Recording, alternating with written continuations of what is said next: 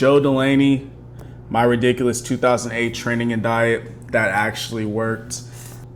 The time, 9 p.m. One final protein hit before bed, the last of 6. An entire tub of cottage cheese. If you were to ask me why, I'd tell you with complete confidence that the specific type of protein in cottage cheese is slow release and will provide me with a steady stream of protein throughout the night. So I love cottage cheese, but I'm never, and I know people love doing this, I'm never gonna just spoon a cup of cottage cheese. That's insane, bro. Like, I'll put cottage cheese in my food, I'll put it in whatever, but just eating it alone like yogurt, I don't know how people do that. It's kind of insane to me. Right, enabling me to safely avoid going catabolic, something that otherwise would have been inevitable over 8 hours without protein. I don't know it yet, but I'm doing a lot wrong with my training and diet, and somehow it worked anyway. To find out why, let's do it again. I went back through my archives and put together a historically accurate reconstruction of my training and diet from 2008. The training program looked like this. There was no program, not for another 5 years, actually. Honestly, to get gains, you don't need a program. You don't need nothing crazy. If you just work hard, push yourself, challenge yourself, don't overeat, like, bro, like, you can still make great gains. Like, you don't need the best crazy program to accomplish what you need to accomplish. That was mistake number 1. What I did have was a body part ascribed to each weekday, otherwise known as a bro split. Back then, this is what everyone did, and now it's what almost nobody does. Here's the short version of... Yeah, bro split, it's not the most optimal, but there's nothing wrong with it. I usually don't recommend it for my clients, but it's not terrible. It's like I said, like any training program can work, training program, quote unquote. It's just like the big thing is your effort and the intensity of your workout.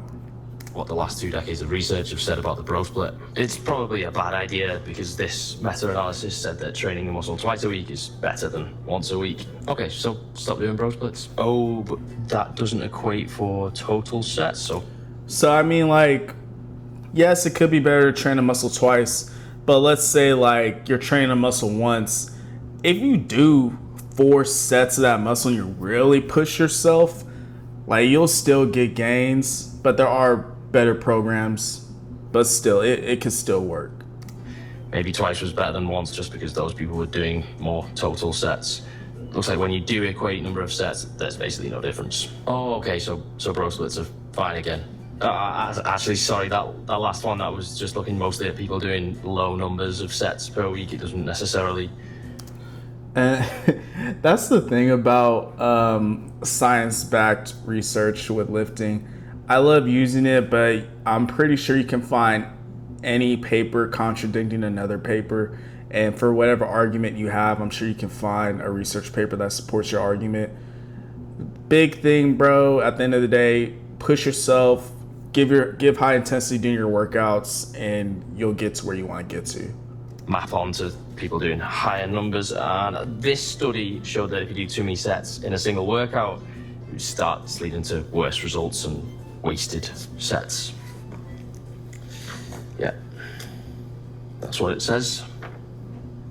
Okay, so bro splits are fine, but only if you're not doing more than about 12 sets per session, and if you are, you should put those into a different workout. Basically, yeah. Okay, here's the shorter version. That's really shit, don't do it. Actually, it's just a bit shit, not that bad. Do it if you want. So we're going with no program and a bro split. Sounds easy. Which day was first again? Was it Monday chest?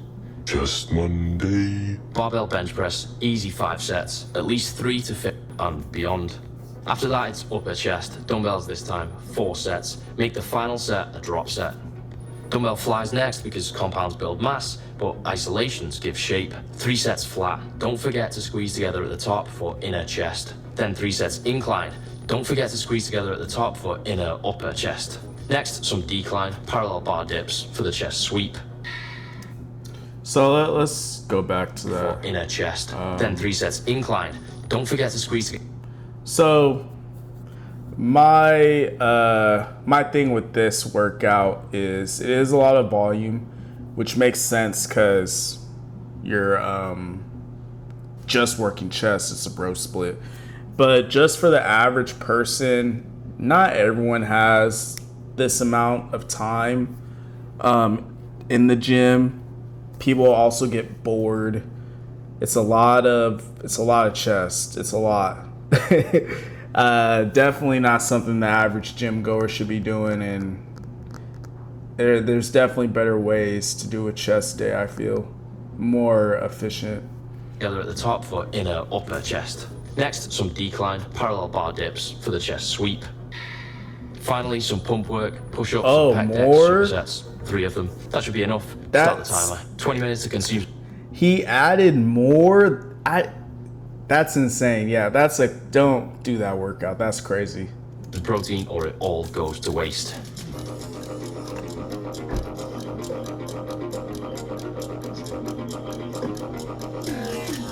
Seatbelts messing up the video.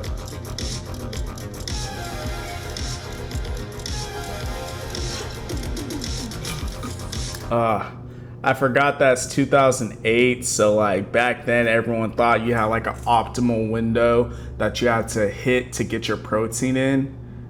But 20 minutes after your workout, you're gonna swallow down some tuna straight. I hope he like cooks it a bit or something.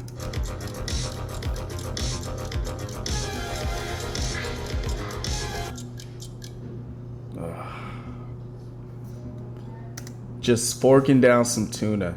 I've never done that. I think it's crazy to just eat. Why am I blanking on it? I think it's crazy to just eat. I'm blanking on it. Never mind. This was more enjoyable when I thought it was necessary. It's really the knowledge that it's entirely avoidable that compounds not only my suffering in this moment and during this very can, but also the mourning and grief for Cottage cheese. That's what it was. Cottage cheese. I'm never gonna fork down cottage cheese, spoon down cottage cheese. I'm never gonna fork down, spoon down tuna straight out of the can. It's just crazy to me. I'm not a cat. Like, I'll eat some chicken or something. every moment of my finite existence lost this way in the past. The following day, I felt like my chest had been trampled by a large bison protecting its young. Literally, bro, your chest is gonna feel like that because you did like 15 to 20 sets of chest exercises. Is crazy. Trio of baby elephants doing the Macarena on my pectoral. Sorry, I'm trying to make somewhat educational videos, but thinking I'm funny continues to be a hindrance. Anyway, in 2008, I'd take this soreness as a sign that I was growing. It wasn't a sign. We know now that's not how that works. But just because your muscle is sore, that doesn't mean you're getting bigger or stronger. I'd say the biggest indicator of soreness just means you hit that muscle. So, still not a bad thing. Like if you're looking to hit chest and your chest is sore, good job. You hit the muscle group. But don't think it's gonna get you bigger or stronger. That's a myth. was growing. That's the confusing thing, isn't it? We've heard for years how wrong all the bro science was. So why did it, on the whole, still kind of work? So yeah, a lot of bro science is wrong, but I think what the bros get right is they push themselves, they have high intense workouts, and they really like stick to whatever program they have going on. That's the big thing. So I'd say intensity, consistency, just hard work, man. That's gonna get you to a lot of places fitness wise. Maybe diet was part of the answer, so let's take a look.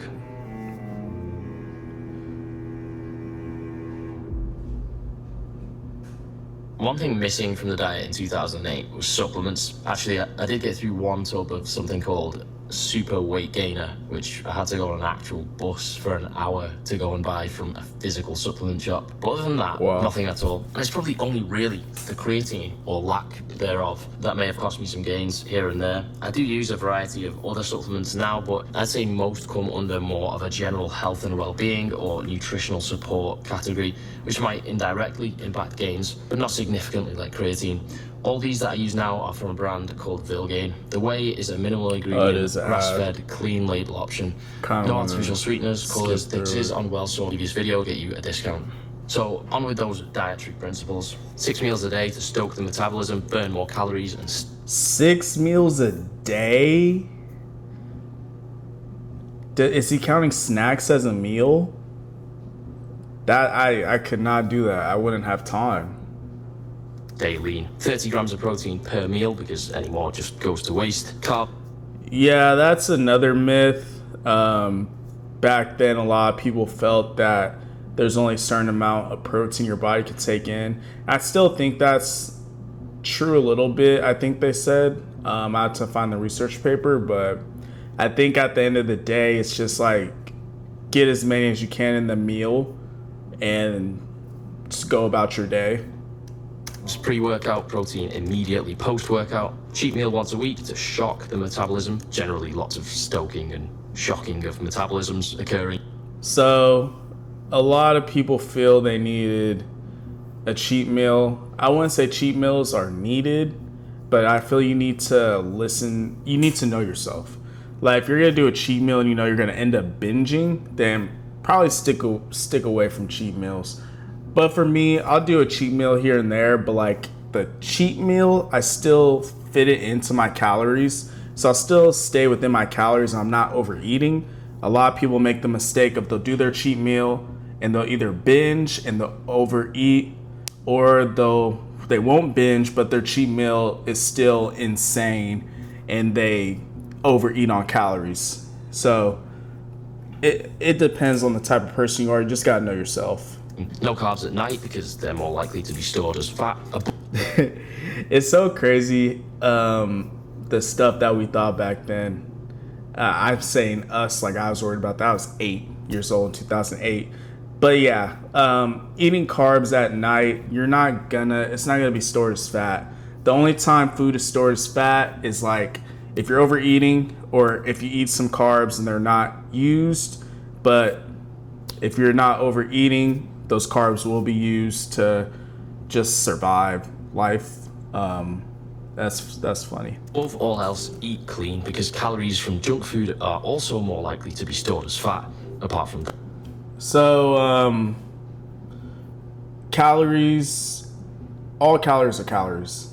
If you overeat on healthy food, it's gonna be stored as fat. If you overeat on if you overeat on junk food, it'll still be stored as fat. So the big thing, if you don't want calories to be stored as fat, either eat at maintenance or eat in a calorie deficit.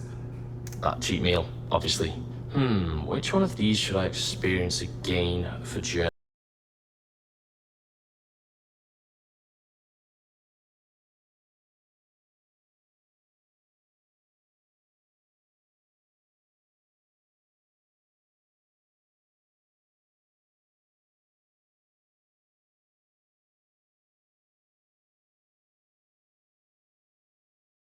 Stack all of them together though. What becomes apparent when looking at these is that it's actually quite a good guide for building muscle and staying lean. The logic might be pure insanity, but at worst, many of these are just unnecessary and some actively helpful. I don't know how helpful diabetes is, but Well, like the only time I see people doing a cheat meal like this is The Rock, where he's like stacking millions upon millions of calories together. I feel the normal person's cheat meal is mostly like going out and eating like some McDonald's or like having ice cream, having dessert, stuff like that. eating clean is a good thing, isn't it? There were a few years when if it fits your macros made it some kind of flex to be in shape whilst also eating like a 7-year-old, but I think we're back to agreeing now that that's not that cool. We might have been eating clean for the wrong reasons because we thought junk food made you gain fat, but it was still a positive result. You'll feel better, train better, recover better with a cleaner diet. That's facts. If you're eating clean for the wrong reasons, you're still eating clean at the end of the day. So 2008 era wasn't too wrong. 6 meals a day might be wildly inconvenient and it doesn't do what I thought it did, but it definitely had me eating enough protein every day. A cheat meal once a week isn't actually doing anything to your metabolism, but it probably helped with adherence to the clean diet on the other 6 days a week. Yeah, that actually wasn't very enjoyable. One thing I've noticed for the people that can handle it is when they do have that cheat meal to look forward to at the end of the week, that does get them through that full week of eating clean because you do have light at the end of the tunnel. Verbal by the end. So on reflection, part of the answer as to why we still made gains was the diet. It may have been extremely heavy on the bro science and a lot of unnecessary effort, but even if I was doing a lot of things for the wrong reasons, they still turned out to be beneficial, and there were very few areas where I was really leaving gains on the table. The training, however, was a different story because I was doing a lot wrong. But the funny thing is, a lot of the mistakes I was making were partially offset by other mistakes. I'll explain. Say today is a typical back day in 2008. I'm going to walk into the gym and do a random selection of back exercises. I'll definitely do lat pull downs first, but after that, I'll decide on each exercise seconds before I actually do it. That's mistake number one I mentioned earlier, not having a program. And I still feel you don't need a program. It does help to make your gains and get to where you want to faster. But a program isn't end all be all. You just really need to make sure you're pushing yourself in your workout and if you have a general plan. But like having direction in a program will make things easier for you. Specified exercises and rep targets. I can't reliably track weights and apply progressive overload. But on the other hand, I was doing so many exercises in a session that I'm still doing lots of the same ones every week. Yeah, so like even if you're not tracking, but if you're doing a lot of volume, that kind of offsets it. But if you were tracking, you wouldn't have to do all this volume. So it's a lot. And I'm getting close enough to failure often enough that I will still get stronger at those exercises in hypertrophy rep ranges over time. Just pin that sentence because that is basically everything. During my workout, I'll hit failure way more than I need to, and I'll do more sets than I should for a single muscle in a single workout. But another mistake I was making back in 2008 was massively undershooting on rest times.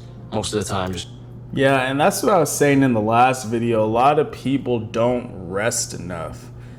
And I know you're excited to get your workout in. I know you're excited to do what you need to do, but like, you gotta rest. You gotta allow your body to recover.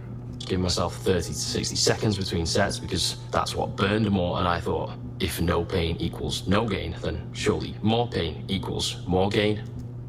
I mean, that's logic at the end of the day. Like, no pain, no gain. So more pain, more gain. Like, come on. And when you take shorter rest periods, it reduces the return on each individual set. That means you need to do more in total before you hit the point where more aren't worthwhile. You just get to that point of diminishing returns a bit slower. So whilst these sets may have been wasted with normal rest times, far fewer will have been wasted with shorter rest times because each was worth a bit less. There was definitely still plenty of low ROI sets, but not as many as it might seem at first glance. And yeah, I'd then wait a whole week before hitting that muscle again. Yeah, that's probably just an unmitigated mistake. But if the upper limit on worthwhile sets per workout is around 11 or 12, well, that's actually quite high as a weekly number still, more than I achieve most weeks now, and plenty for most people to make solid gains. So although there were a lot of mistakes and misguided logic, most of the ones we were making as bros weren't really resulting in fewer gains, just more effort. And as adults with time and energy constraints, that probably matters a lot to us now, which is why we talk about training efficiency and focus more on ROI. But back then, honestly, I think I was kind of enjoying the process of battling my way through a full tub of cottage cheese every night. I'm not really... Eating that much cottage cheese every night is so crazy, though. Like I know some people do. I just can't do it, bro. I can't. Bad about wasting more energy on something that I felt enthusiastic about. A lot of the stuff we did fell into the category of right thing, wrong reason, so it was harmless enough. Only a few of our mistakes really left gains on the table. I think the main two for me being the absence of a program and the inefficiencies of a bro split. One thing I will say is when I finally did start following a program, it felt like I had newbie gains again. That was the only single thing. And that is the benefit of a program. Like before a program, you're just doing whatever. But when you do get on something that gives you direction, you can finally properly push yourself. You can finally start building up what you were trying to build up before. So like I said, unless you're actually pushing yourself, you may not need a program. But like if you don't know what you're doing, if you don't know how to properly work out, a program will benefit you a lot, and you will see quicker improvements than what you would do on your own. I've ever done that made me actually notice a significant change. Everything else feels like just a small contribution to an overall effect that you can't really isolate and rationally say this change resulted in these gains. And again, I can't really be mad about making gains slower than I could have back then, because I think I'd probably be in roughly the same position I am now, even if I had been more optimal from the start. I probably just reached the point of plateauing a bit later than I actually could have, but I'm kind of glad about that. I'd rather be smaller and making progress for longer. That's way more fun. But I still would have reached that plateau by this age, because the constraint now is time. This is my weekly sets for the last 7 days, and I don't have more muscle mass, mainly because that is what I have time for, not because I followed a bro split in 2008. I think, to employ a phrase you don't really hear, at least unironically, very much anymore, you can get away with a lot if you actually just eat clean, train hard. And that's what I was saying. This is a great video. Like, you don't need to have the perfect program. You don't need to have the perfect nutrition plan. As long as you eat clean, train hard, push yourself, stay consistent, like, you'll eventually get to where you want to get to. But yeah, great video. W video. All right, we got another one. Like and subscribe.